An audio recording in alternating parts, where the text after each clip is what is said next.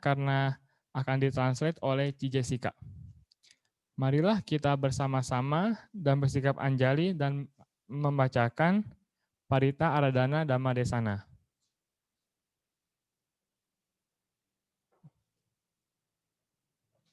Baca gimana? Baca gimana?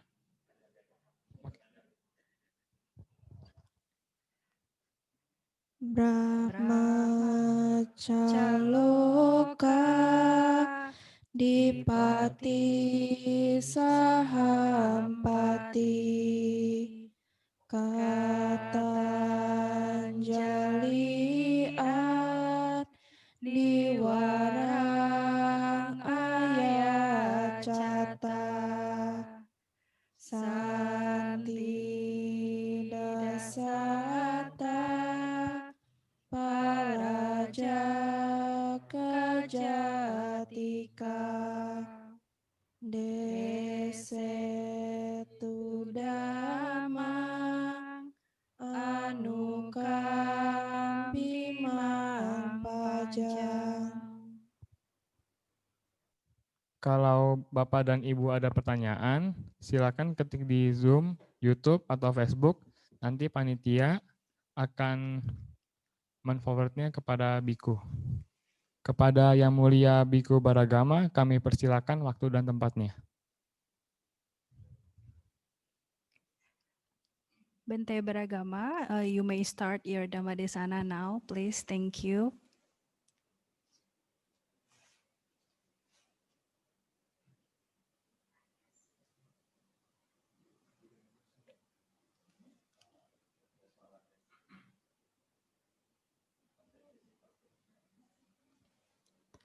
Bente, can you please unmute first?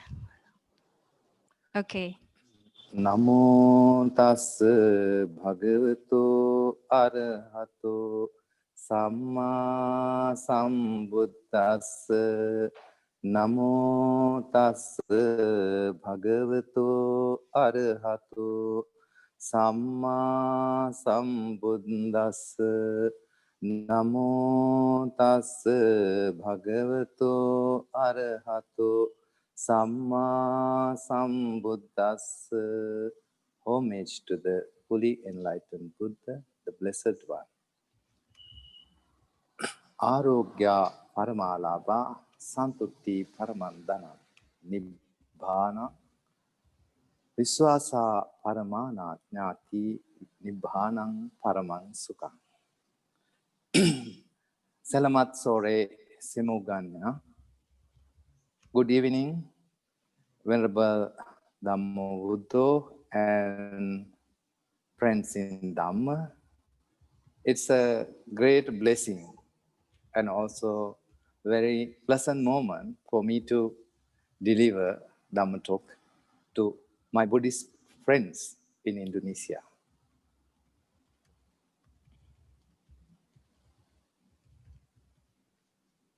Okay. Hello. Terpujilah Sang Bagawa yang Maha Suci yang telah mencapai penerangan sempurna. Arogya Parama Labha, Santutha Paramang Danang, Wisasa Parama Nyati, Nibanang Paramang Sukang. Selamat sore semuanya, kepada Yang Mulia Biku Dhammawudo dan kepada teman-teman saya dalam Dhamma. Ini merupakan berkah yang luar biasa dan merupakan momen yang sangat menyenangkan bagi saya karena saya dapat menyampaikan Dhamma Talk pada malam hari ini untuk teman-teman dalam Buddha di Indonesia. Today, my topic is, where is happiness? Is happiness within you or is happiness somewhere outside? So you have to go and reach the happiness. So can you find out happiness outside? You have to, I think, happiness is within you and ability to create happiness also within you.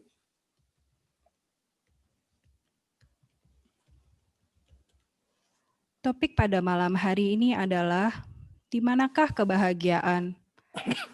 Apakah kebahagiaan ada di dalam diri Anda atau ada di suatu tempat di luar? Kita mencari dan mencari kebahagiaan. Tapi ternyata kita tidak bisa menemukan kebahagiaan di luar. Kita harus berpikir bahwa kebahagiaan ada di dalam diri kita. Dan kita dapat menumbuhkan kebahagiaan dari dalam diri kita. So friends, happiness is a choice, you know. We can make in our life choices.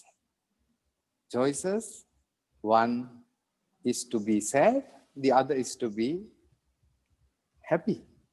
So people always think the happiness is coming from outside, external sources, from food, from friends, from environment, so on and so forth. Jadi teman-teman, kebahagiaan adalah pilihan. Kita dapat membuat pilihan dalam hidup kita. Yang satu adalah mau bersedih atau yang lainnya mau berbahagia.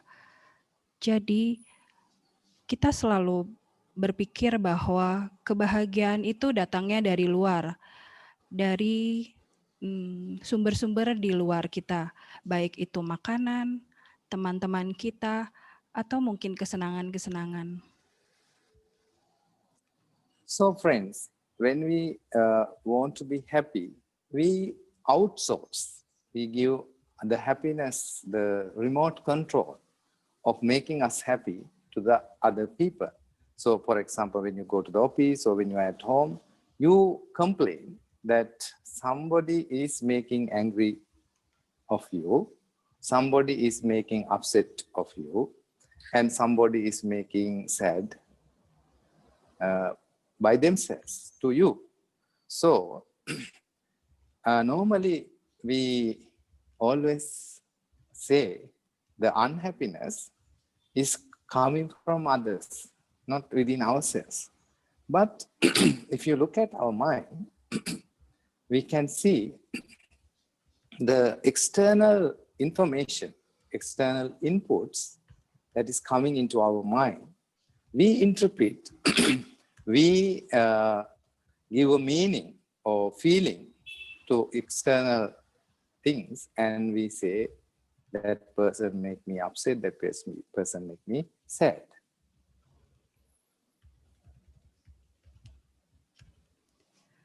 Jadi teman-teman, saat kita menginginkan kebahagiaan, kita mengambilnya dari luar. Kita memberikan remote control kepada orang lain. Misalnya pada saat kita di rumah atau di kantor, kita komplain bahwa seseorang atau orang lain itu membuat kita marah, membuat kita sedih. Semuanya ini mereka yang melakukan kepada kita. Biasanya kita selalu mengatakan bahwa ketidakbahagiaan itu datang dari luar, bukan dari dalam diri kita sendiri. Tetapi jika kita melihat ke dalam batin kita, kita dapat melihat bahwa semua hal-hal yang kita dapatkan dari luar masuk ke dalam batin kita, ke dalam pikiran kita, dan kita memberinya arti, kita memberinya perasaan terhadap hal-hal dari luar ini. So in our life, we must be in charge of our happiness. Don't give that privilege, that opportunity for us others to make you upset or sad. That is your choice, and you have to create that happiness. And normally we equate happiness with many things, such as we think when we have money, we are very happy. When you have a house, when you have a fancy car, or when you have iPhone, or this or that, you will be very happy. Jadi dalam kehidupan kita, Kitalah yang harus bertanggung jawab atas kebahagiaan kita. Jangan memberikan privilege atau jangan memberikan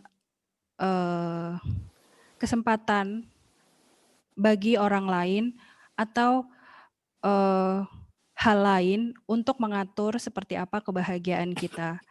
Contohnya, di saat kita memiliki uang, kita merasa bahagia. Di saat kita memiliki rumah, kita merasa bahagia. Atau saat kita memiliki mobil atau telepon, kita merasa bahagia. Tidak yang seperti ini. For example, if you have money, it has some utilitarian value.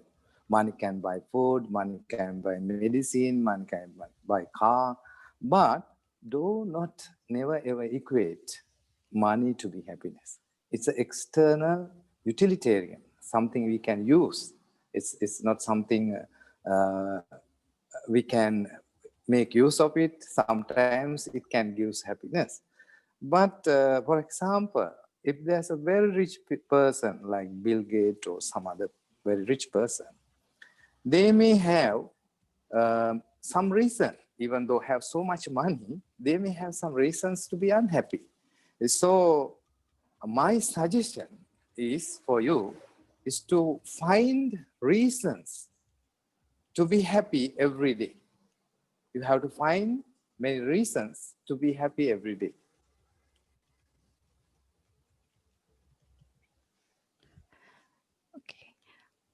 Contohnya, apabila kita memiliki uang, uang ini memiliki nilai-nilai untuk kegunaan. Misalnya, uang ini dapat digunakan untuk membeli mobil, untuk membeli telepon.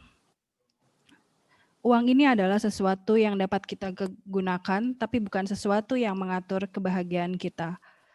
Contohnya, apabila ada seorang yang kaya raya, contohnya seperti Bill Gates, meskipun dia memiliki banyak uang, tetapi tetap saja dia memiliki alasan-alasan untuk tidak berbahagia.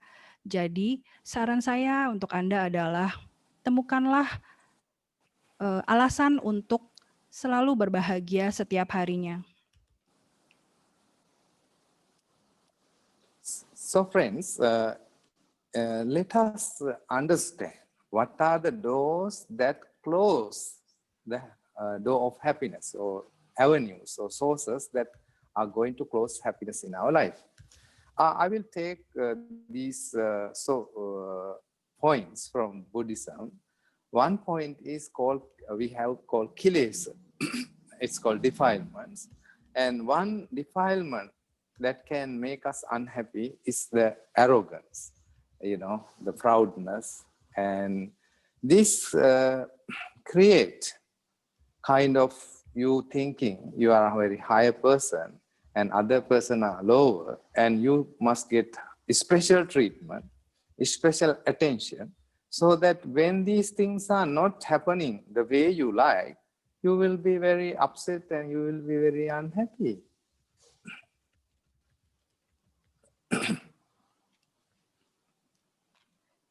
Jadi teman-teman, kita harus tahu apa yang membuat pintu kebahagiaan tertutup.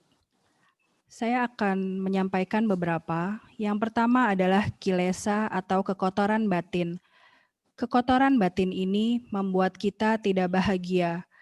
Yang pertama adalah keangkuhan. Keangkuhan ini membuat kita berpikir bahwa kita ada di posisi yang lebih tinggi dari orang lain dan orang lain lebih rendah dari kita. Kita merasa kita harus mendapatkan perlakuan yang spesial atau perlakuan yang lebih ditinggikan. Dan jika kita tidak mendapatkannya, kita akan menjadi tidak berbahagia dan bersedih. So in Buddhism, the venerable monks, we have to recite Prativeksha, using robes, using food, using house. So in these verses, there are very meaningful things. One is, it's called Pasuvihara. The Buddhism is a path of happiness. Buddhism teaches there are suffering, but still there are so many happinesses we can gain in our life. So taking food is one of the happiness we can gain. And also it can create a very unhealthy, unhappiness situation in our whole life, the way we consume food. Oke. Jadi dalam Buddhisme misalnya, para biku harus membacakan bait-bait misalnya kebutuhan para biku. Jadi dalam Buddhisme ini selain mengajarkan mengenai penderitaan, juga mengajarkan mengenai ada banyaknya kebahagiaan. Contohnya dengan makanan. Dengan makanan kita bisa menciptakan kebahagiaan, tapi kita juga bisa menciptakan kesedihan.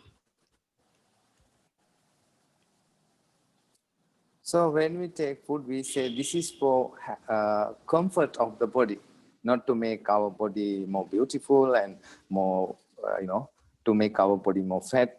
So when one king during the time of the Buddha, he was used to eat so much food, and every day he eats a lot of rice and a lot of food, very heavy stuff. So he came to see the Buddha, and he was nodding, and he was like fainting, and he was very uncomfortable sitting in front of the Buddha. Then the Buddha asked, why are you so uncomfortable? Why are you so nervous and not happy? Then he complained that I ate a lot of food, and now I cannot sit down properly because too much eating. So Buddha said, if you can reduce the intake of food gradually, you will be very, very, very convenient and comfortable. And one of his attendants learned the verses Buddha chanted, and he chanted these verses when the king was taking the meal. And every day he reduced one handful of rice, put aside, so that next day the cook has to cook the rice without that handful of rice. So gradually he lose the weight. Actually, Buddha was the first dietitian in the world to teach us to be healthy, take healthy diet.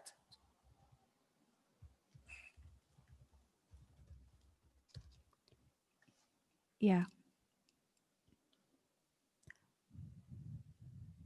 Jadi kita memakan makanan bukan untuk kesenangan badan kita, juga bukan untuk membuat badan kita gemuk, bukan untuk membuat badan kita lebih indah, tetapi untuk menyokong badan kita. Di zaman Sang Buddha, ada kisah seorang raja yang memakan sangat banyak makanan, khususnya nasi. Makanannya yang selalu dimakan makanan-makanan berat. Lalu raja ini suatu ketika datang kepada Sang Buddha untuk mendengarkan Dhamma. Tetapi raja ini sangat mengantuk dan duduknya pun sangat tidak nyaman di depan Sang Buddha. Lalu Buddha bertanya, "Kenapa dudukmu sangat tidak nyaman?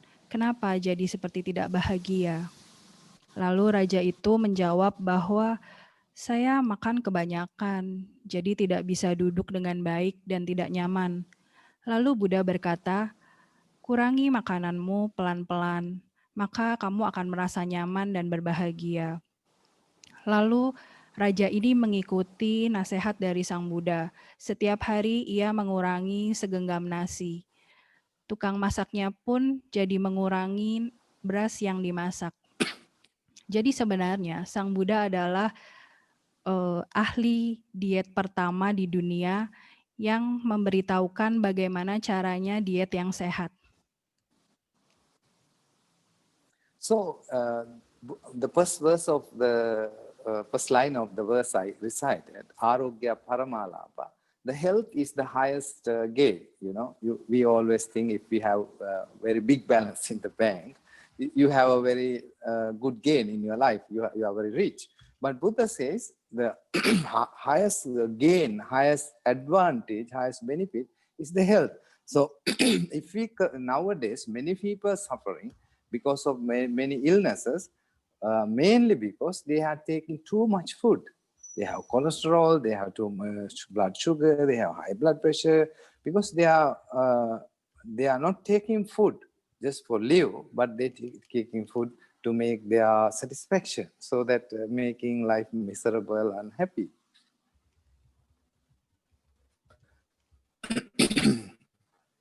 Ya, jadi bunyi pertamanya seperti ini ya.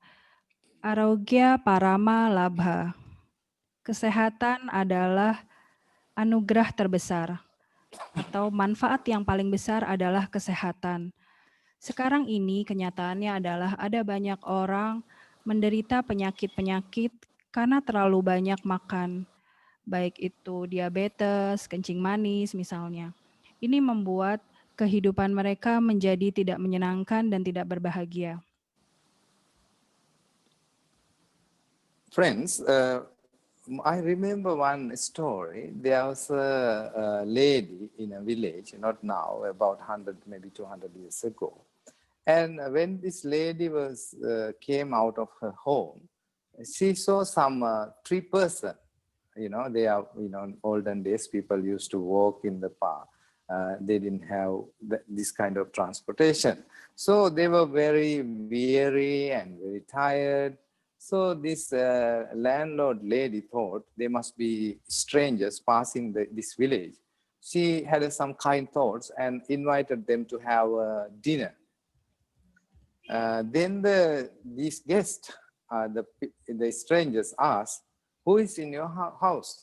Then the wife said, "Myself and my daughter-in-law." "Is there no husband?" "No husband." Then husband has gone to the work. Then he said, "We cannot come." When we having this discussion, husband reached the home, and they said, "I cannot come to we cannot come your home 3 together. We want to come one by one." So they name, my name is Wealth. The other person named him, my name is Love. Other person named, my name is Success. So which person do you want your home to come first? Then the husband and wife went to the home back and discussed what person we are going to invite first. Then with the argument, little kind of decision making, finally they first thought they will invite Wealth, then they will invite the Success, then they will invite the Love, because they need money and the success. But the daughter-in-law told, we must invite the Love. Then it's good to invite the Love first. Then the landlady went to the 3 strangers and told, okay, we have decided whom to invite first. So please, the Mr. Love, come to the home.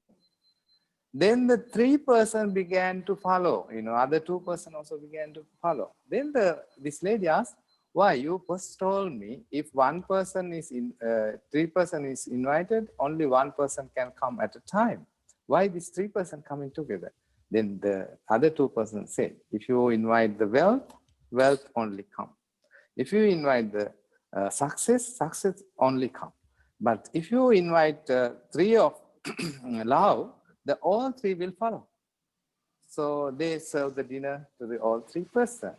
So in order to make our life happier, more fruitful, more enjoyable, we need to have love.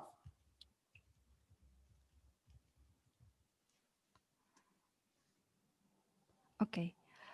Teman-teman, saya ingat akan satu cerita. Ada seorang perumah tangga di sebuah perkampungan. Saat ia keluar dari rumah, melihat ada 3 orang yang tidak ia kenal. Ia melihat bahwa 3 orang ini sangatlah kelelahan. Maka ia berpikir untuk mengundang mereka untuk makan malam. Lalu ketiga orang ini bertanya, "Ada siapakah di rumah Anda?" Lalu ibu ini berkata, "Saya sendirian, suami saya sedang pergi bekerja." Lalu mereka berkata bahwa mereka tidak dapat masuk. Mereka dapat masuk apabila Suaminya sudah pulang ke rumah. Lalu saat suaminya pulang ke rumah, mereka bertanya, kita hanya bisa masuk diundang satu persatu saja, antara kekayaan, kesuksesan, dan cinta. Manakah yang akan kau pilih? Setelah dipikir-pikir, mereka memilih cinta untuk masuk lebih dulu. Tapi yang terjadi adalah kedua yang lainnya juga mengikuti mereka masuk. Lalu sang istri bertanya, tadi Anda mengatakan bahwa saya hanya dapat mengundang satu persatu. Namun saat saya mengundang satu, kenapa yang lain juga ikut? Lalu mereka menjawab, jika Anda mengundang kekayaan, maka hanya kekayaan yang akan masuk. Jika Anda mengundang kesuksesan, hanya kesuksesan yang akan masuk. Tetapi apabila Anda mengundang cinta, maka semuanya juga dapat masuk ke dalam rumah Anda. Jadi, untuk membuat hidup kita lebih berbahagia dan lebih penuh dengan berkah, kita harus memiliki cinta kasih. So friends, in Buddhism, love is very, very wide.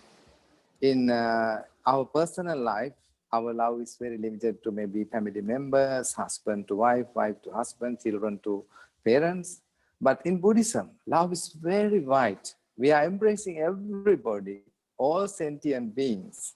We are sending the loving thoughts, loving words, loving action towards all inanimate, animate, living and non-living. We are having this love, universal love for everybody.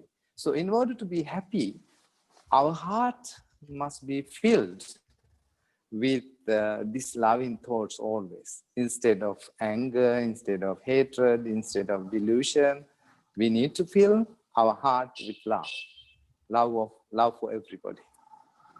So that will make you very happy.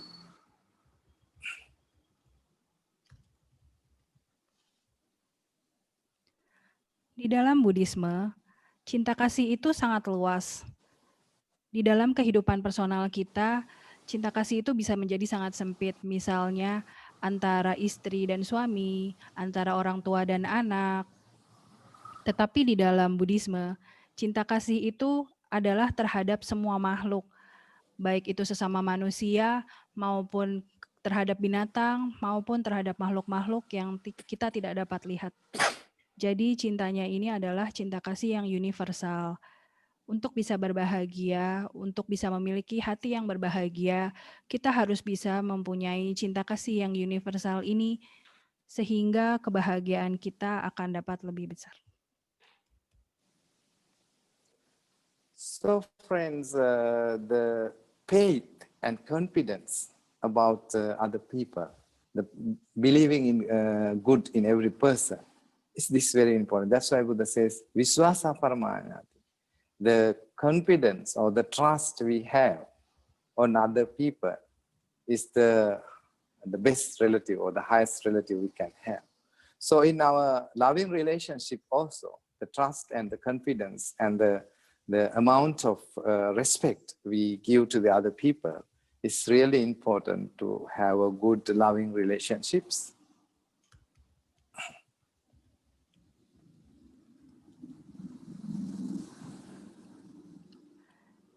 Jadi keyakinan atau kepercayaan terhadap orang lain, bagaimana kita mempercayai orang lain, atau kepercayaan diri atau kita dapat mempercayai orang lain, itu adalah menurut Sang Buddha sebuah relasi yang salah satu relasi yang terbaik yang kita bisa miliki.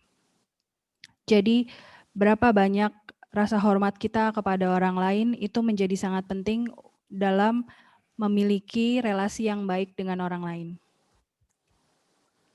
So the Harvard University of America has done the longest study on human happiness. They have started this research or this social experiment in 1932. Now nearly maybe 80 over years, they have completed this study. So they look for the reasons of human happiness. So they found out some of amazing things in their research.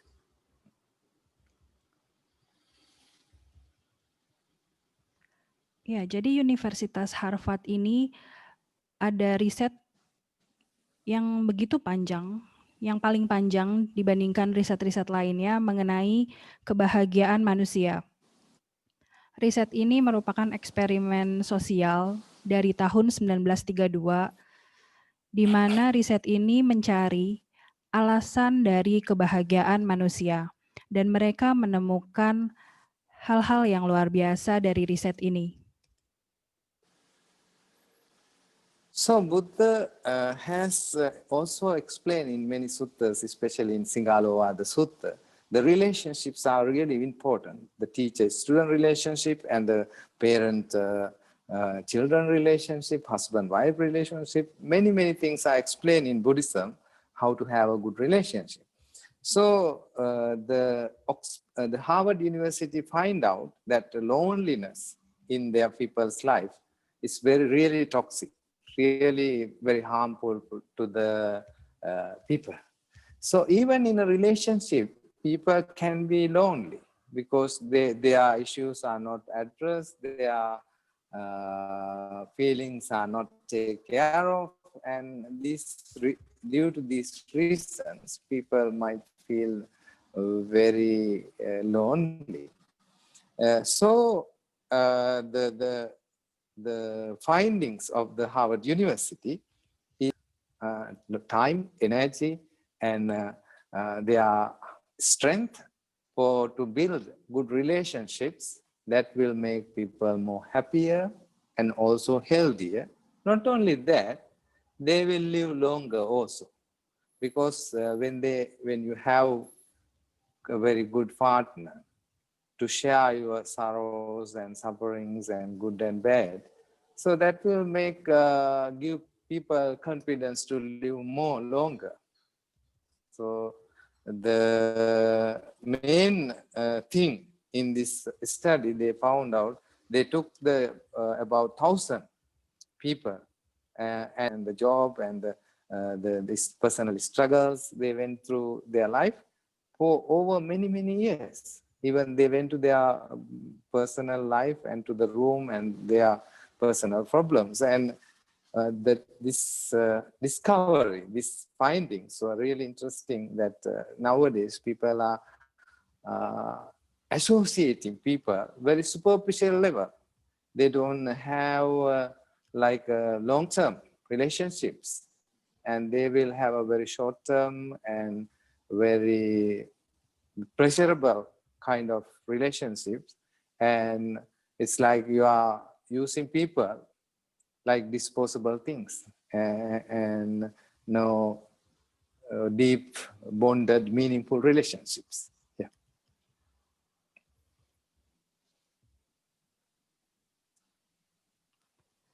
Jadi Sang Buddha juga menjelaskan di dalam Sigalo-Wada Sutta bahwa hubungan itu sangat penting.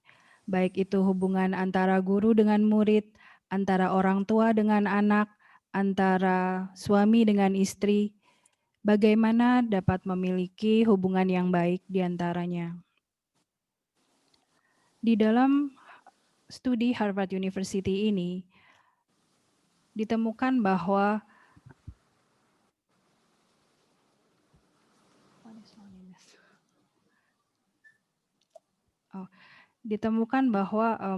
perasaan kesepian itu sangat seperti racun, sangat dapat berdampak buruk kepada orang. Jadi di dalam suatu hubungan ada orang yang merasa tidak diperhatikan, merasa ia tidak merasa tidak dibutuhkan, seperti itu. Jadi apa yang didapat dari Harvard University ini adalah bagaimana kekuatan untuk membangun sebuah relasi yang tidak hanya berbahagia tetapi juga relasi yang sehat. bahwa apabila relasi yang sehat ini, maka seseorang memiliki keinginan untuk dapat hidup lebih lama. Apabila seseorang memiliki partner yang baik untuk berbagi kebahagiaan dan kesedihan dalam hidup, maka ia memiliki kemampuan untuk dapat hidup lebih panjang. Salah satu hal yang paling utama dalam riset ini adalah, sorry, I'm not finished yet. Diambil ada 1.000 orang. Okay. Ada 1.000 orang di mana mereka menceritakan kesulitan-kesulitan dalam hidup mereka dari tahun ke tahun, baik itu kesulitan personal mereka maupun kesulitan dalam lingkungan sosial mereka. Lalu ditemukan bahwa adanya hubungan dengan bagaimana relasi mereka dengan orang lain. Apabila orang yang tidak memiliki relasi yang lama dengan orang lain, itu maka akan membuat orang lebih sedih. Apalagi sekarang ini, ada banyak orang yang menggunakan orang lain seolah orang itu adalah hanya suatu benda yang dapat digantikan. Okay. Then one day a teacher gave her class, a white paper to all the students and asked, what is there in this paper? Actually, it was a blank paper, but there was a tiny ballpoint black dot just center of the paper. So all the children hands up and told the teacher, there's a black dot in this blank paper. Then the teacher asked, why didn't you see the white side of the paper? But black dot is like white area of the paper is like 99.99% it's white. But the students see only the black dot. So the point I want to emphasize, our mental habits, how our mind works is we always focus, we always pay attention to the negative side, the bad side, the news and the media and the other things. Always focus the bad side, the negative side of the life. So if you want to be happy, you have to pay attention to the positive side, not to the just tiny little simple black dot. We need to pay attention to the good things in us, the good things in other people, the good behavior, the good qualities, good habits. So we need to appreciate, we need to acknowledge and ready to embrace these good things to make us happy.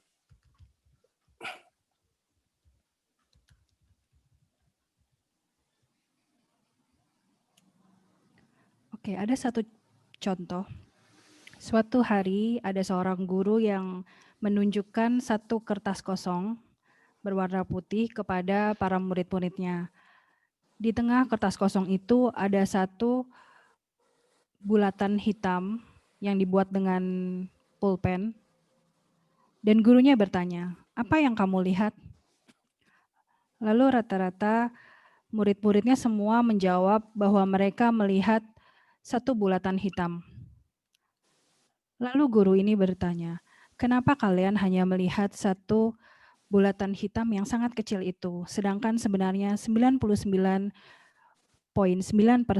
yang harusnya Anda lebih lihat adalah kertas yang berwarna putih, bukan hanya lingkaran bulat kecil itu saja. Jadi yang ingin saya sampaikan di sini adalah kebiasaan mental kita. Bagaimana batin kita atau pikiran kita bekerja. Kita terbiasa selalu fokus kepada hal negatif, kepada berita, media, semua sisi-sisi yang buruk. Padahal jika kita mau berbahagia, kita harus lebih memperhatikan sisi yang positif, bukan hanya satu lingkaran kecil hitam yang ada di kertas yang besar itu. Jadi kita harus membiasakan diri kita untuk melihat hal-hal yang baik di dalam diri kita, hal-hal yang baik di dalam diri orang lain. Semua kualitas-kualitas yang baik Dan kita harus bisa berterima kasih atau menghargai semua kualitas baik itu, dan kita dapat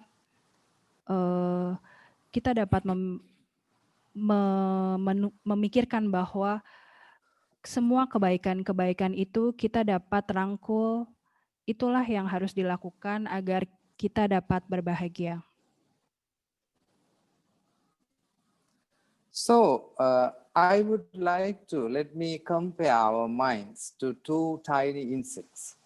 You know, you already know the bee and the swan or the wasp, and also there's another house flies.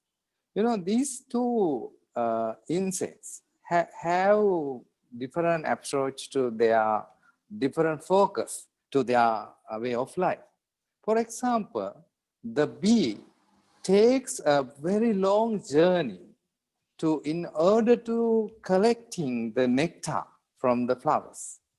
The bird always focus only the good side of the flower. He never sit down on a healthy flower or rotten flower. He never land into the filthy garbage. He never goes to in order to take the nectar. He don't go to dirty, stinky places. He will go to very smelling, nice, and very sweet places to collect his nectar. On the other hand, the flies, they never interested in collecting nectar, collecting the dirty, filthy, stinky, rotten fish, maybe the rotten dead body or some filthy garbage. They are interested.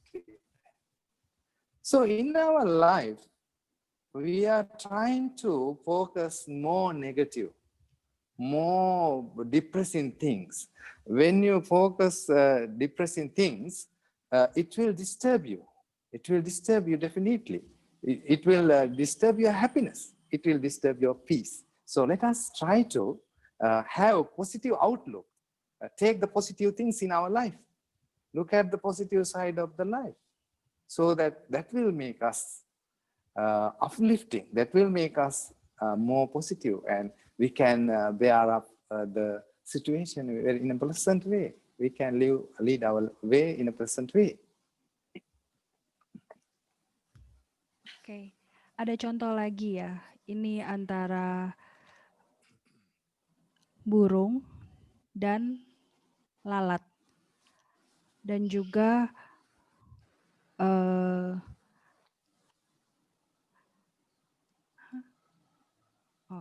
perbedaan dari ketiga binatang ini. Jadi yang pertama itu memilih untuk mengambil jalan yang begitu panjang sampai akhirnya bisa mengumpulkan nektar. Lalu kalau burung itu kebiasaannya selalu fokus ke satu bunga, tidak berhenti di tempat-tempat lain seperti tempat sampah.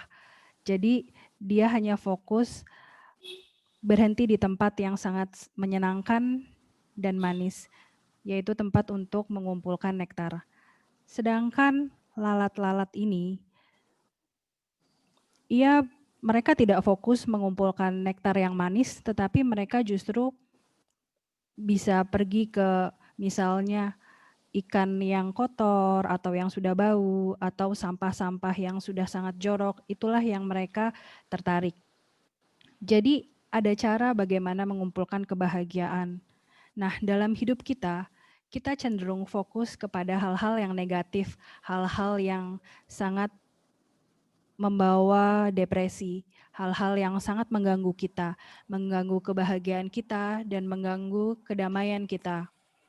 Jadi bagaimana caranya supaya kita dapat memiliki pandangan yang positif di dalam kehidupan kita, sehingga itu akan membuat hidup kita jauh lebih menyenangkan dan memiliki semua situasi yang positif atau cara pandang yang positif apapun situasi yang dihadapi.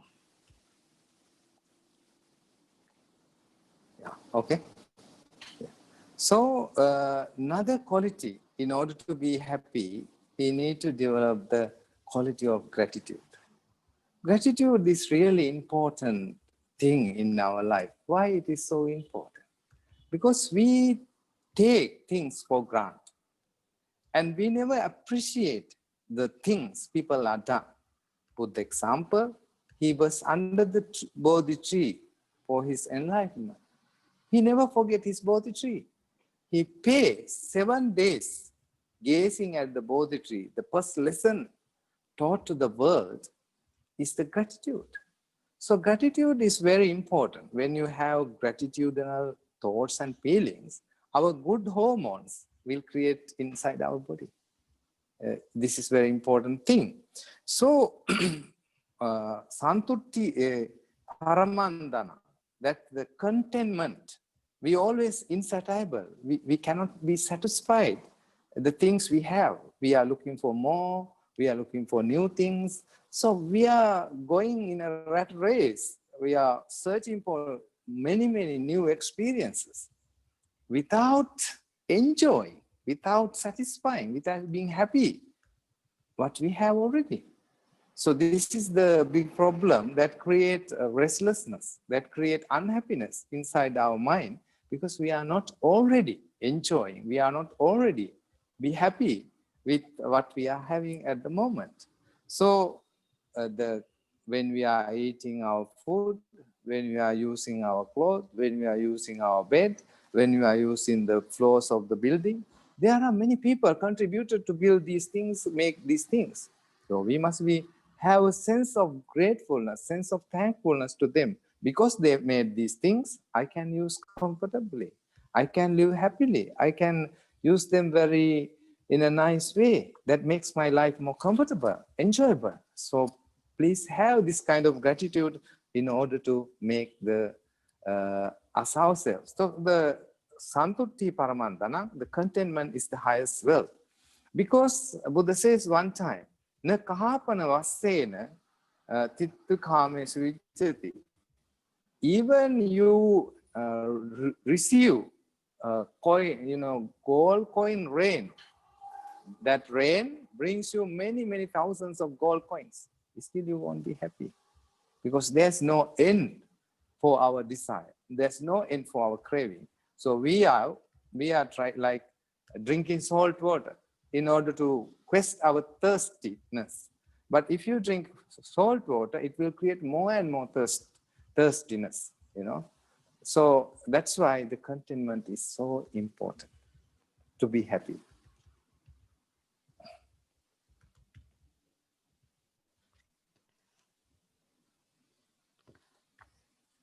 Lalu yang selanjutnya adalah untuk dapat berbahagia, yang perlu diperhatikan adalah kualitas dari rasa terima kasih kita. Rasa terima kasih ini sangat penting dalam kehidupan, karena kita terbiasa menganggap semuanya itu kita gunakan tetapi kita sia-siakan saja. Kita tidak merasa perlu berterima kasih atas apapun yang kita gunakan. Sang Buddha sendiri tidak pernah melupakan pohon Bodhi.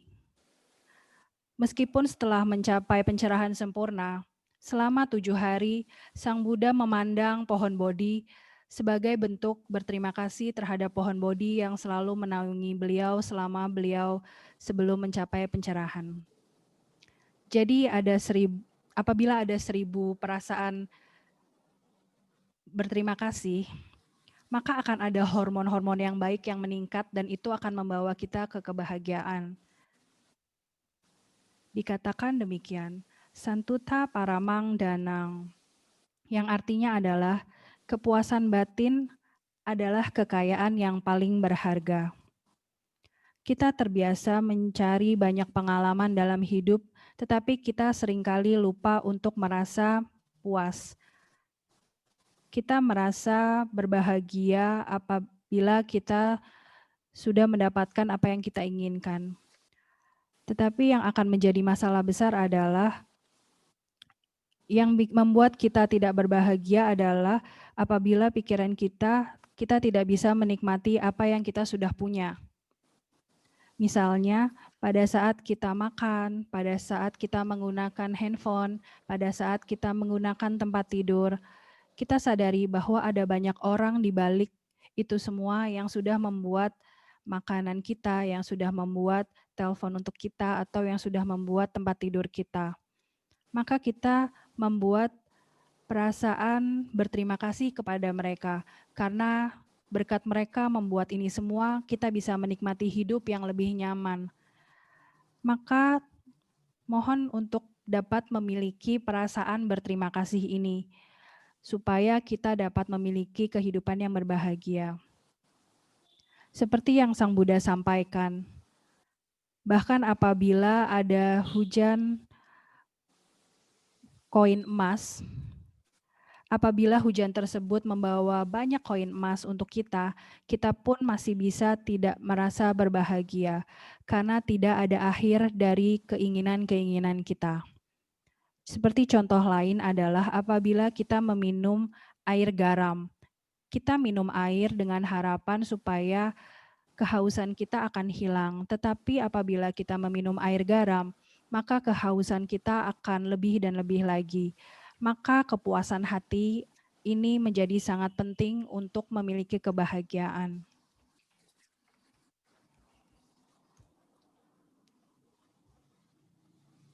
Now, if you can every day remind you the things you have in your life, 3 times, maybe 1, 2, 3 minutes, the things you are enjoying, the things you are having, your eyes are working, the ears are working, you can walk, and you can laugh, you can smile, you can run, you can eat many kinds of foods. So these are blessings. There are people in the world who cannot enjoy these kind of things, so many people.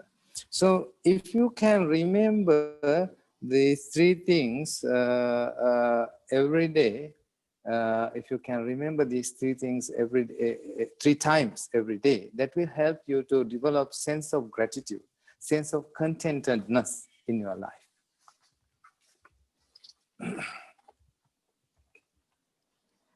Jadi cobalah setiap hari untuk mengingatkan diri kita sendiri selama setidaknya 3 kali dalam 1 hari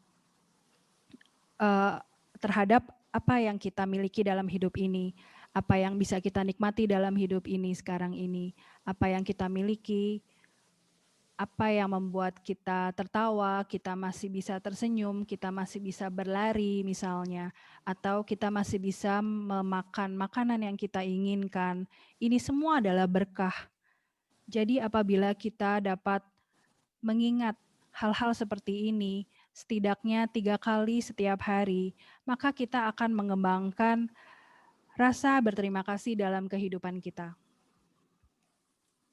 So in your life also, don't wait until you pass the exam, don't wait until you make the house, don't wait until you buy the car, but every day you will reach a little milestone, little victories. So try to celebrate these little things, because life is a journey made from moment, full of moments. So if each moment you are happy, that means you are living happy life. If you want to be happy after 3 years, after passing your university exam, after getting married, that's you are not walking on the right path. We need to live present moment, and we need to enjoy the present moment, because present moment is the true reality. There's no future, no past, they are only concepts. So celebrate the little victories on your path. That will make you happier.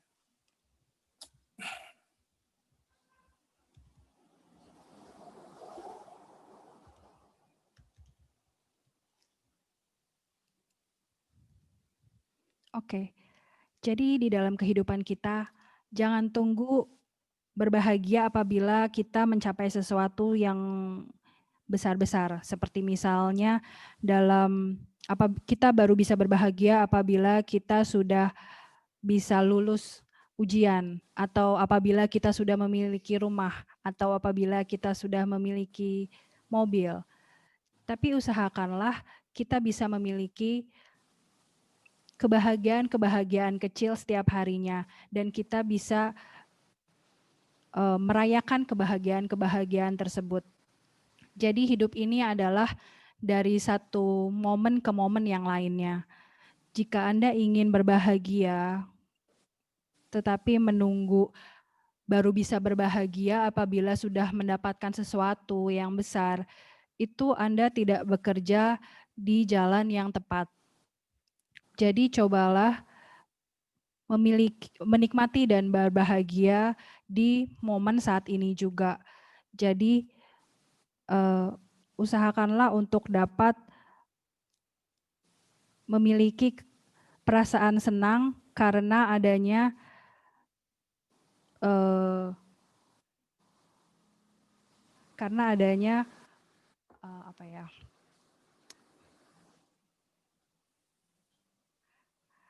karena bersyukur karena semuanya itu ada hal-hal kecil yang dapat Anda dapatkan di dalam setiap harinya itu. Itulah bagaimana untuk menjadi berbahagia.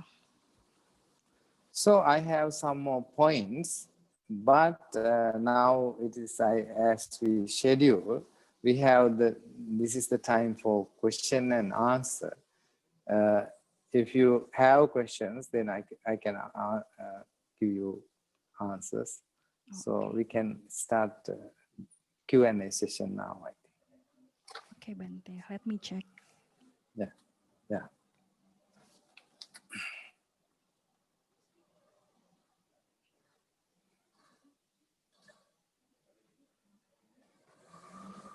Bagi Bapak Ibu sekalian, apabila ada pertanyaan, bisa menuliskan pertanyaannya. Bagi yang ikut di dalam Zoom, bisa menuliskan di Zoom chat. Apabila yang ada sedang ikut di Facebook atau di YouTube, juga bisa menuliskan pertanyaannya di sana.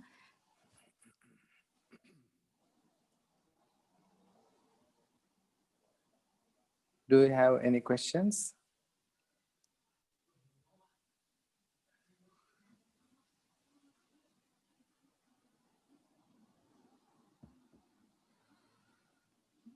Belum ada ya? Kalau belum dilanjut dulu atau gimana?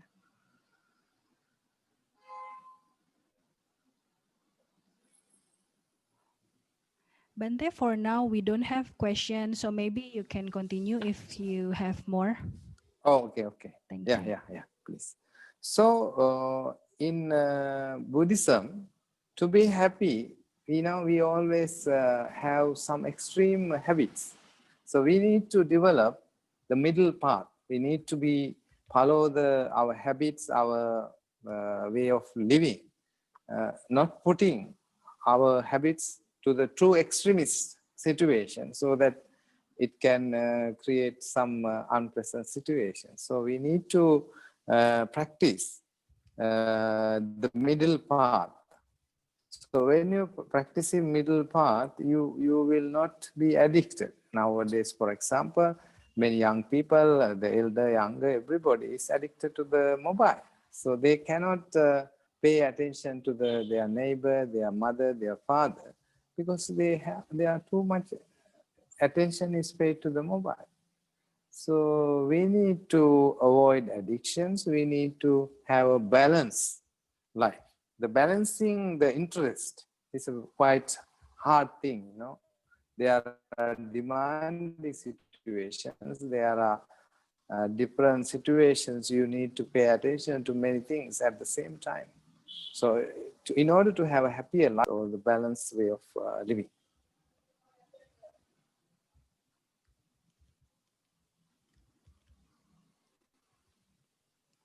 Oke, di dalam Buddhisme, untuk dapat berbahagia itu kita harus mengembangkan jalan tengah. Karena biasanya kecenderungannya untuk berbahagia ini ada keinginan-keinginan secara ekstrim. Jadi kita harus mempraktekkan jalan tengah supaya tidak kecanduan. Sekarang ini ada banyak orang-orang muda yang kecanduan terhadap handphone.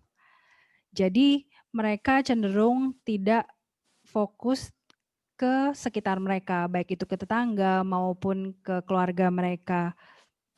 Jadi kita harus menghindari kecanduan ini. Bagaimana supaya kita memiliki keseimbangan.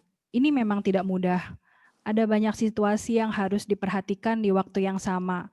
Tetapi kebahagiaan ini adalah bagaimana kita dapat memiliki keseimbangan. Practicing sila is very important also to have a happy life. If you don't practice sila, for example, if you kill any person, you will go to the jail. So that will ruin your life. So one day, Achancha and some disciples went to a house dana, and there was a fish tank. And the monks were discussing the fish in the river and the sea are more luckier than the fish in the tank, because the space is limited and no freedom, so on and so forth. Then the Achancha said, the fish in the tank are more luckier. It has boundaries, the walls and the rules and regulations. It cannot swim wherever he can. But still, he is protected from the fishermen, he is protected from fish nets and the other big fish, and the climate differences, the cool weather, the food is served on time, so on and so forth. So that way, you know, if we mark our boundaries, our limits by observing precepts, that will create a more healthier and more happier life, even though it seems like it's something difficult for us, something inconvenient for us, because our freedom is curtailed, freedom is controlled, freedom is limited and restricted. So if you can look at the precepts, the virtues in that way, that will help us to have a more happier and meaningful life.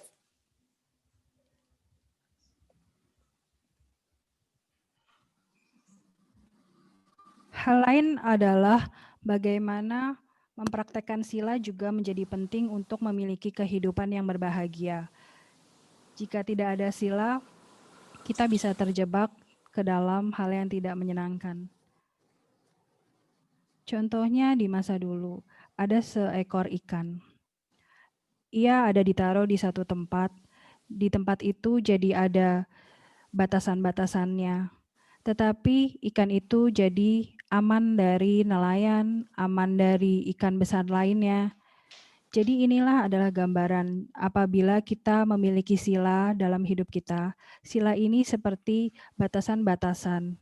Bagaimana supaya kita bisa memiliki hidup yang lebih berbahagia dan kita bisa lebih terjaga dari hal-hal yang tidak kita inginkan.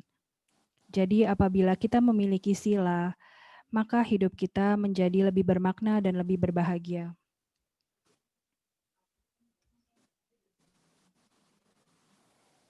So in our life, we always looked our life, but in reality, in the real world, there's nothing called perfect. The roads, the trees, the rivers, the house, there may be some imperfections. If we take our body, there may be scars or some parts are not so beautiful as we want to be beautiful.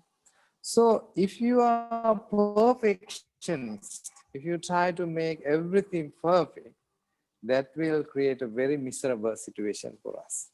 That will create a very sad situation for us.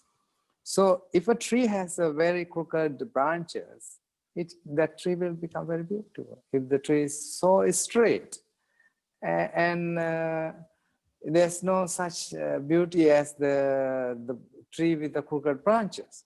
If you look at a river, if it flows a straight line, it's not so nice. It's not so pleasant. But if river goes through the stones, goes through the bends and go through waterfalls, it's become really fascinating and really beautiful. So if you try to see the perfection in everything, that is spoil your happiness. So if you are a happy seeker, you are seeking happiness, you try to accept as they are. That is what Buddhism is, because yatha bhuta jnana darsana, you having to see things as they really are, impermanent, changing, and imperfect. So we must be very open-hearted and ready to accept these imperfections in life. Ya. Di dalam kehidupan kita, kita selalu mencari kehidupan yang sempurna, tetapi kenyataannya tidak ada yang sempurna. Jika kita melihat badan kita juga, badan kita pasti ada luka-luka. Tidak seindah bagaimana kita menginginkan badan kita indah. Jadi kita mencoba ingin semuanya sempurna. Apabila demikian, maka kita akan selalu berada di situasi yang sangat tidak menyenangkan dan menyedihkan untuk diri kita sendiri. Contohnya seperti sebuah pohon. Jika sebuah pohon tinggi tanpa ada cabang-cabang yang bengkok, tidak ada keindahan dari pohon itu. Kalau kita melihat semuanya ingin sempurna, kita tidak akan menemukan kesempurnaan itu. Jadi kita lebih baik menerima apa adanya. Inilah yang diajarkan dalam Buddhisme, untuk melihat segalanya sebagaimana adanya. Segalanya adalah tidak kekal, selalu berubah.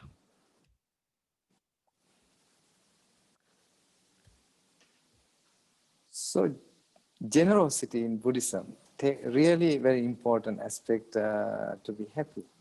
You know, when we gather more and more, we have more restlessness. We have kind of, if somebody will come and take it away or steal it away, or this kind of restlessness. And some people collect more and more money, but they have very little time in their life to spend those money. So one time, Buddha, when he was a Buddha aspirant, Bodhisattva, his parents gave like 7 generations wealth to him because they passed away. He thought, those 7 generations didn't take even a penny to the other world.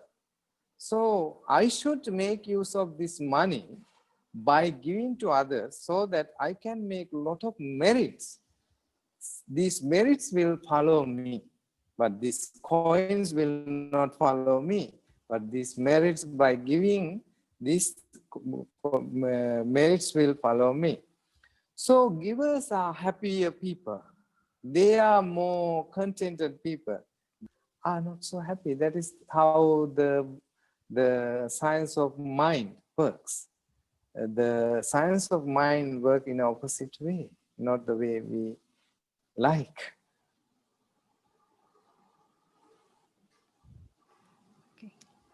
Jadi hal lain adalah kemurahan hati.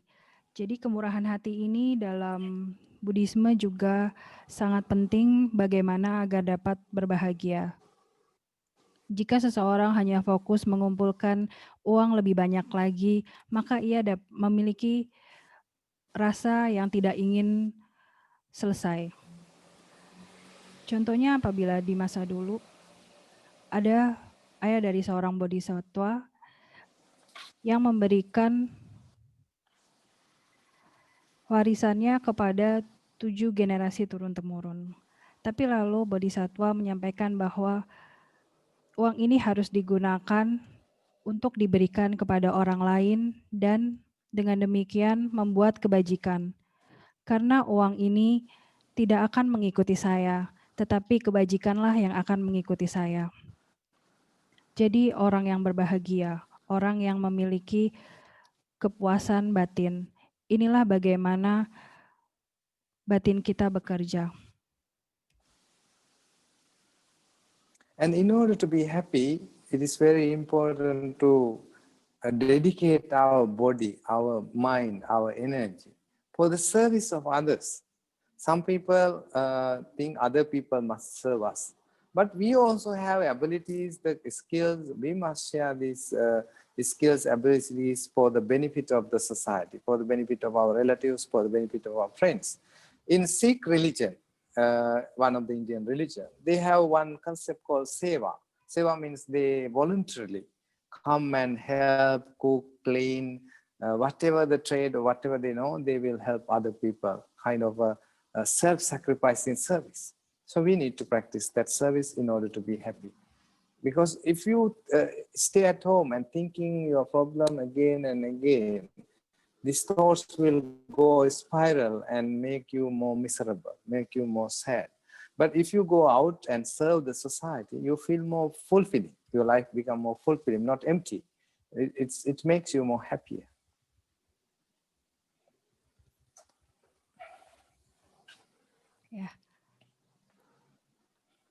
Jadi kita terbiasanya ada banyak orang yang merasa orang lain yang harus melayani kita.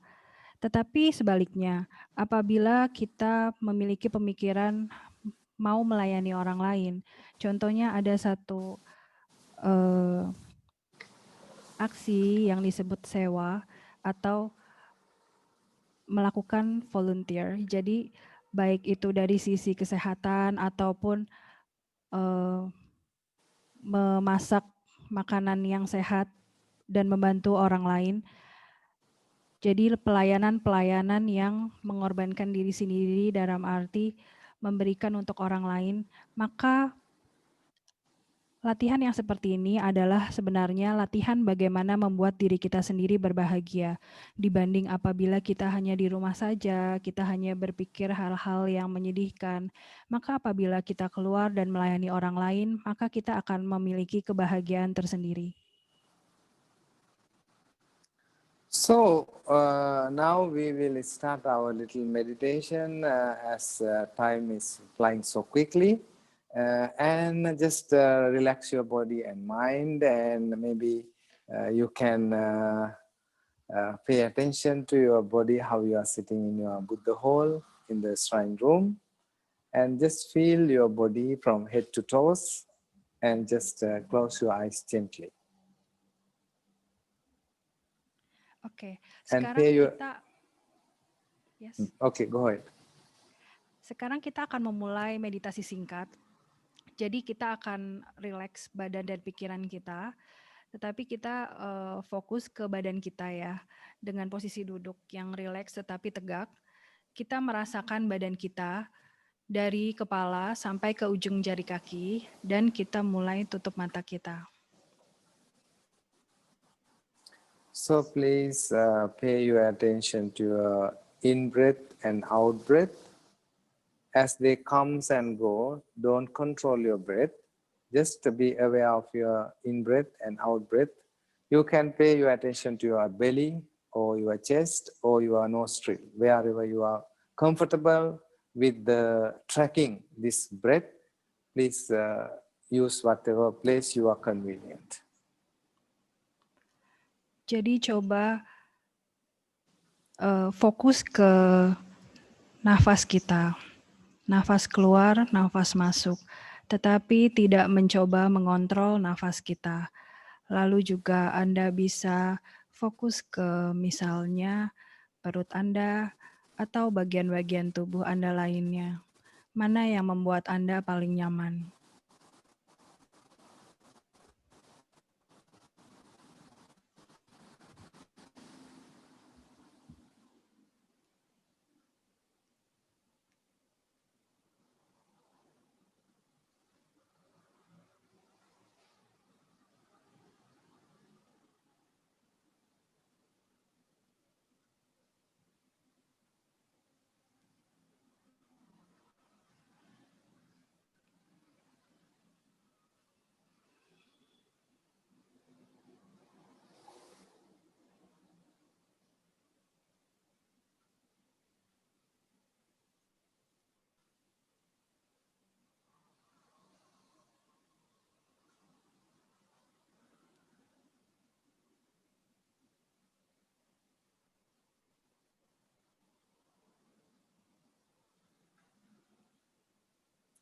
Now you can wish yourself, may I be well and happy.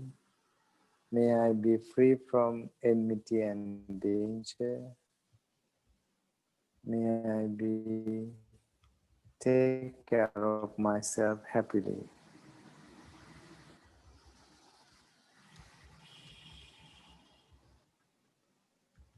Lalu sekarang Anda bisa mengatakan pada diri Anda sendiri, semoga saya hidup berbahagia. Semoga saya terbebas dari segala mara bahaya. Dan semoga saya dapat membuat diri saya sendiri berbahagia. Similarly, you can think in your mind, wish you in your mind, to all beings in this universe, all beings on this earth. May they be well and happy. May they be free from suffering.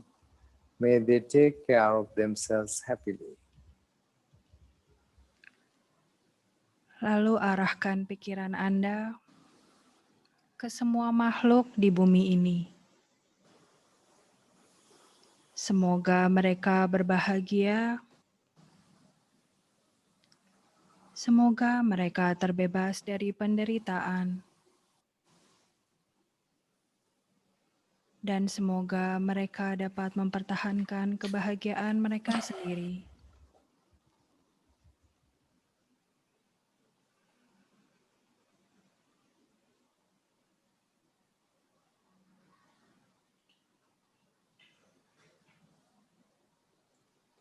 Say sadhu 3 times. Sadhu. Sadhu, Sadhu. sadhu. Okay. If do they have any questions? Maybe one question, then we can finish. Yes. Only one question. We have one question, Bante. Yeah. Okay. Good evening, Bante. Right now, we are in this COVID-19 pandemic, which is already lasts for around more than 6 months. And we don't know when this will end. Especially for Indonesian people, Bante, what do you think, how, so that we can keep being happy in this situation? Thank you, Bante.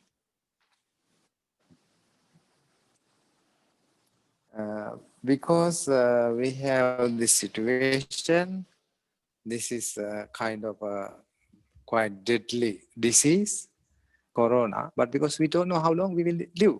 So if we don't know how long we will live, we must be happy because we can die any moment. So we must be very careful. We must be very tactful when we are going outside. And at the same time, we must be very skillful to find some people lose their jobs, some people lose their income, and we must be very skillful in our own homes to do something, to invent something, use new ways to face the challenges.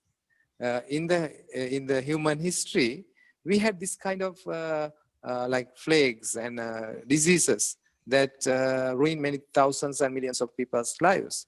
So we should not run away. We should not be discouraged, but we must make use this opportunity to practice Dhamma, to keep our mind alert, keep our mind ready to face any kind of challenge. That in Sanskrit verse they say, we must be courageous when we have problems, not when we don't have problems. We must be courageous when we have problems. So this is time for us to practice our courage, practice our wisdom, practice our patience, and practice our Buddhist way of thinking so that we can face it courageously and without condemning ourselves, and like there's no way to get out something like that.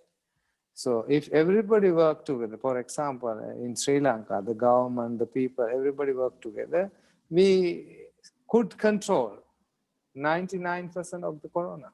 So if everybody work together, we can also control to a good extent. Thank you. Thank you, Bante.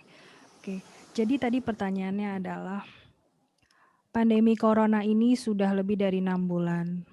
Menurut Bante, dan kita tidak tahu kapan akan selesai. Menurut Bante, khususnya untuk kita yang ada di Indonesia, bagaimana caranya untuk tetap berbahagia dalam situasi seperti ini? Lalu Bante menjawab, karena kita sedang berada di situasi di mana ada penyakit yang lumayan mematikan dan kita tidak tahu kapan ini akan berakhir. kita justru bisa berbahagia di dalamnya. Karena kita bisa semakin berhati-hati saat kita berada di luar, kita jadi bisa semakin memiliki keterampilan. Misalnya ada banyak orang yang kehilangan penghasilannya atau pekerjaannya. Kita jadi bisa berpikir apa yang harus kita lakukan di rumah. Kita bisa menemukan hal-hal baru, menggunakan cara-cara baru untuk dapat menghadapi situasi yang sangat memberikan tantangan sekarang ini. Jadi di dalam sejarah manusia pun dulu hal seperti corona ini juga sudah pernah terjadi. Tetapi bagaimana kita tidak lari atau kita tidak merasa kehilangan semangat, tetapi bagaimana kita menggunakan kesempatan ini untuk berlatih dhamma. Bagaimana supaya batin kita menjadi lebih waspada untuk memikirkan apalagi nih nanti tantangan-tantangan ke depannya. Jadi dikatakan bahwa bagaimana kita dapat memiliki semangat atau kita memiliki keberanian justru di saat kita sedang dihadapkan dengan permasalahan, bukan di saat kita tidak ada masalah. Jadi inilah saat yang tepat untuk berpraktek, untuk mempraktekkan semangat atau keberanian, mempraktekkan kebijaksanaan, mempraktekkan kesabaran, dan mempraktekkan semua jalan Buddhisme yang jadi supaya kita bisa hidup secara lebih berani, tidak memiliki perasaan bersalah terhadap diri kita sendiri. Contohnya seperti di Sri Lanka, semuanya bekerja bersama-sama bersama pemerintah bagaimana agar corona ini hampir 99% tidak mewabah lagi. Oke, thank you Bante. So now I will do the final blessing chanting for all of you, and also I say a few words in bahasa Indonesia. Semoga Anda selalu sehat, bahagia, dan apa yang diciptakan segera tercapai. I wish you all the best for all of you, and may you be able to overcome this corona and all the problems you are having in your life. May you have courage. May the Buddha, Dhamma, and Sangha bless you and guide you and protect you. With that thought in my heart, I bless you, all of you. Yantu sabbharogo vinasatu mate bhavatvantarayo sukhi digayuko bhava bhavatu sabbha mangalang rakkantu sabbha devata sabbha buddhanubhavena sada sotti bhavantu te bhavatu sabbha mangalang rakkantu sabbha devata sabbha dhammanubhavena sada sotti bhavantu te bhavatu sabbha mangalang rakkantu sabbha devata sabbha sanghanubhavena sada sotti bhavantu te. Terima kasih, thank you so much. Selamat malam. Terima kasih Namo Bante. Buddhaya. Namo Buddhaya. Bante, before we are closing the Zoom session, first of all, I'm going to say thank you. It's our Most welcome. gratitude for your generosity and for your metta, for sharing with us the Dhamma this evening. Hopefully we can practice the Dhamma you have just given. And we are going to have a photo together online at Zoom. Okay, please send me as well. Jadi semuanya dibuka ya videonya. Please open all the video. Jadi kita mau foto bareng. Bisa nggak? Nah, oke. Oke. 1, 2, 3. One more time. 1, 2, 3. Sudah semua? Oke. For a minute. Sebentar.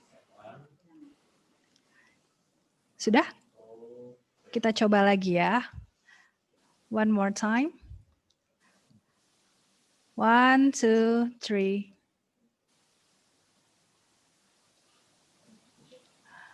Oke. Dan thank you Bante, Namo Buddhaya. Namo Buddhaya, terima kasih. Terima kasih Bante. Oke. Semuanya bisa mengucapkan terima kasih ke Bante Baragama. So everyone can thank Bante. Thank you, Thank you. Thank you. Welcome. It's my pleasure. Thank you, Bante. Terima Welcome. kasih, terima kasih. Thank you very much, Enlight. Ya, welcome. Oke, sekarang kembali ke Willy. Silakan Willy. Silakan.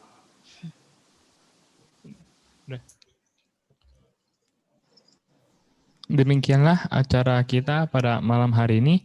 Marilah Bapak Ibu kita bersama-sama sekali lagi mengucapkan terima kasih kepada Yang Mulia Bante Baragama dan Bante Dhammawudo atas kebaikan mereka mengadakan acara pada malam hari ini. Acara kita selanjutnya adalah sharing Dhamma dengan topik This Too Shall Pass akan dibawakan oleh Yang Mulia Profesor Bhikkhuni Dhammananda dari Thailand pada tanggal 7 Oktober 2020. Sampai jumpa pada kegiatan Cetia Panasika selanjutnya. Saya Willy mengucapkan selamat malam kepada Bapak, Ibu, dan saudara-saudari sedama, sabe sata, bantu sukitata, semoga semua makhluk hidup berbahagia. Sadu, sadu, sadu. Sadu. Thank you all. Terima kasih semuanya. Terima kasih semuanya. Malam. Anumodana Bante. Terima kasih. Anumodana Sukinoto. Terima kasih. Kaku dulu.